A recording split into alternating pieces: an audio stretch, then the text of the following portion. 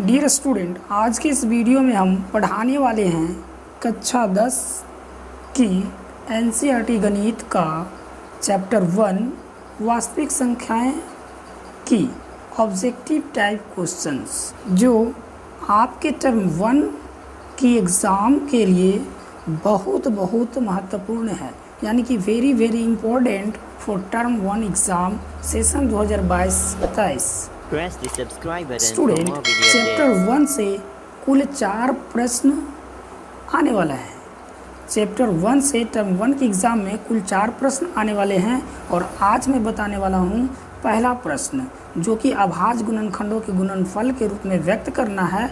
इससे आपका एक प्रश्न आता है और आज मैं इस टॉपिक को क्लियर करूंगा।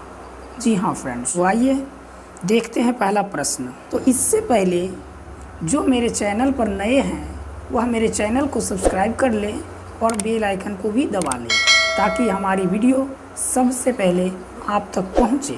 तो आइए बाबू, अभाज्य गुणनखंडों के गुणनफल के रूप में कैसे व्यक्त किया जाता है, तो आइए देखते हैं पहला प्रश्न। तो यहाँ पहला प्रश्न है, 120 को अभाज्य गुणनखंडों के गुणनफल के रूप में लिखा जा सकता है। और यहाँ 4 ऑप्शन दिया हुआ है, A, B, C और D, और ये चारों का चारों जो है गुणनफल के रूप में है। तो हमें ये पता करना है कि 120 का अभाज्य गुणनखंडों का गुणनफल रूप जो है इनमें से कौन है। तो आइए सबसे पहले 120 का अभाज्य गुणनखंड निकाल लेते हैं। बहुत ही बारीकी से समझिएगा और ध्यान से वीडियो को देखिएगा। एक बार आप देख लिए तो ज़िंदगी में कभी नहीं भुला पाइएगा। तो आइए बाबू, हल करते हैं।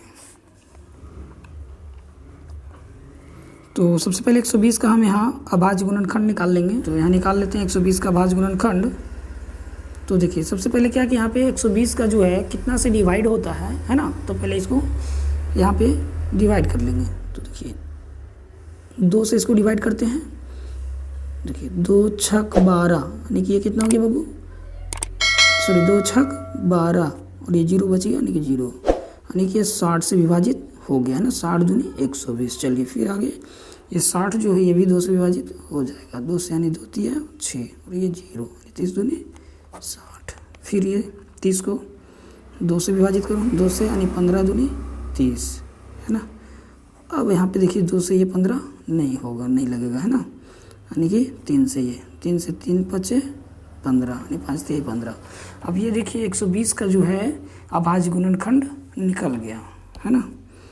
तो इसे हम इस रूप में लिख लेंगे, 120 बराबर ये जितनी भी संख्या आई है, जितनी है ना, ये सभी संख्या को हम लिख लेंगे। तो 2 गुने 2 गुने 2 गुने 3 गुने 5, है ना। तो ये देखिए संख्या निकल गया हमारा। 120 का जो अभाज्य गुणनखंड है वो इसका जो गुणनफल रूप है ये हमारा हो गया।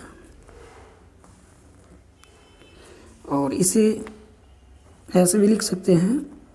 देखिए 2 कितनी बार आई, 1 2 3 बार, तो 2 लिख लेंगे और 2 पर पावर 3 दे देंगे, क्योंकि 2 जो है 3 बार यहाँ पे आया है, इसलिए 2 पर पावर 3। उसके बाद 3 जो एक ही बार आया है और 5 जो है सो एक ही बार आया है। इसको इस रूप में लिख लेंगे। अब आइए समझ लेते हैं बाबू। यहाँ पे जो 120 का अभाज्य गुणनखंड निकाले हैं, इसका एक गुणनफल रूप ये हो गया और दूसरा गुणनफल रूप ये हो गया, यानी कि ये भी गुणनफल रूप है और ये भी गुणनफल रूप है। लेकिन हमें यहाँ पे थोड़ा सा डिसाइड करना है कि जो ऑप्शन दिया हुआ है वो इस गुणनफल रूप में है या इस गुणनफल रूप में है। अगर इस गुणनफल रूप में है तो हम इसका अभाज्य गुणनखंड निकाल के यहीं तक इसको छोड़ देंगे, क्योंकि हमारा जो यहाँ पे गुणनफल रूप है वो इसी रूप में दिया हुआ है। लेकिन इन फ्यूचर अगर आपका प्रश्न का जो ऑप्शन हो इस गुणनफल रूप में हो तो आप क्या कीजिएगा, इसलिए मैं अभी फ़िलहाल यहाँ पे दोनों बता दिया हूँ। इसलिए तो यहाँ पे देख लेते हैं कि जो हमारा गुणनफल रूप है वो इस रूप में है। तो ऑप्शन में देख लेते हैं कि ये जो आया है हमारा गुणनफल वो इसमें है या नहीं। तो यहाँ पे देखिए 2 गुने 2 गुने 2 गुने 3 गुने 5, यानी कि 2 जो है तो 3 बार आया है। तो इसमें देख लीजिए ऑप्शन ए में है 2 गुने 2 गुने 2 और गुने 3 गुने 5, यानी कि 2 यहाँ पर भी जो है 3 बार है और 3 एक बार और 5 एक बार, यानी कि हमारा जो गुणनफल आया है वो ऑप्शन ए सही है। तो हमारा आंसर जो हो जाएगा option A is the right answer.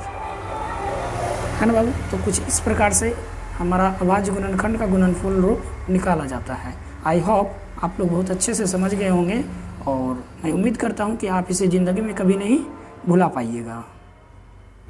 तो बाबू आगे क्वेश्चन नंबर 2 में मैं कुछ प्रश्न दिया हूँ जिसे तुम लोगों को बनाना है। क्वेश्चन 2 में है निम्नलिखित को अभाज्य गुणनखंडों के गुणनफल के रूप में लिखिए। जी हाँ, इसमें है पहला, दूसरा, तीसरा, चौथा। अभी जो मैंने पहला प्रश्न बनाया हूँ ठीक उसी प्रकार से इसको भी बना देना है। आई होप आप सभी ने बहुत अच्छे से समझ लिए और मैं आशा करता हूँ कि आप इसे बहुत अच्छे से बना देंगे और बनाने के बाद वीडियो के डिस्क्रिप्शन बॉक्स में इसका आंसर टाइप कर देंगे। मैं उसे चेकआउट कर जवाब दूंगा आपका ये आंसर सही है या गलत है। और मैं बता दूं कि अभी मैंने जितने भी 4 प्रश्न ये और एक प्रश्न जो ऊपर में है आपका, ये टोटल जो 5 प्रश्न हो गए, 5 का 5वां इंपॉर्टेंट क्वेश्चन है। ये टर्म 1 में इस 5 में से एक प्रश्न निश्चित ही आएगा। ठीक है तो फ्रेंड्स, तो मैं आशा करता हूँ कि आप इसे बहुत जल्द बनाकर डिस्क्रिप्शन बॉक्स में इसका आंसर को टाइप करेंगे। और अब मैं मिलता हूँ इस चैप्टर का जो अगला प्रश्न होगा उस टॉपिक को लेकर अगले वीडियो में।